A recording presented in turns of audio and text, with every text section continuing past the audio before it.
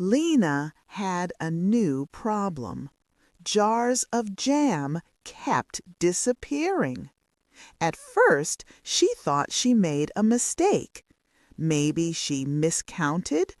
Maybe she used more jars than she remembered.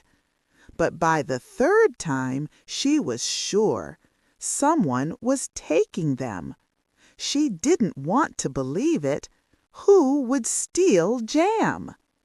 Lena lived in a quiet apartment building with 4 floors. Her flat was on the second floor, in the middle. On her left lived a retired teacher who always said hello but never smiled. On her right lived a young couple who played guitar badly every evening after dinner. Across the hall lived an artist. There were paint stains all over his door. Upstairs, on the 3rd floor, lived a man with a big dog that barked at everyone. The ground floor had only the entrance, the mailboxes, and a small laundry room. Lena told all her neighbors about her small jam business. She had even given them free samples. Maybe they liked it too much, she whispered. She started to check her shelf every morning. If a jar was missing, she wrote it down. After 4 days, she lost 3 more jars. Could it be the cat sitter? She asked herself. The cat sitter had a key and sometimes came to water the plants. No, Lena said, she's nice and allergic to strawberries. She remembered something else. The cat sitter once mentioned that her grandmother used her key to water her plants.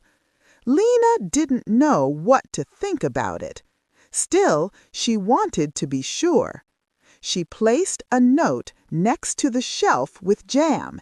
It said, "Smile, you're on Jam TV." But there was no real camera, just the note to scare the thief. Later that night, Lena had an idea. She decided to use her old smartphone to try to catch the thief on video. She put the phone on a chair to film the shelf. In the morning, she watched the video. There was no thief. Instead, she saw her cat. The cat jumped onto the shelf, pushed some paper towels on the floor, and looked inside every jar. Then it tried to catch a fly, hit the phone by mistake, and the phone fell into a bag of flour. The last thing Lena saw was a white cloud and her cat running away. She laughed and shook her head. Her cat was a better actor than a guard. The next morning, the jam was still there, but the note was gone. Lena was quite surprised. So now they're taking paper too? She didn't want to blame anyone. That wasn't her style. Instead, she wrote a message in the building group chat. "Hello, neighbors! A few jars of jam have disappeared. If someone has borrowed one, please let me know. I won't be angry. I'm just curious." No one answered until the next day.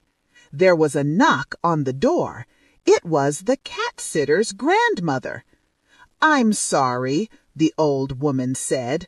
"My granddaughter gave me your key once to water your plants.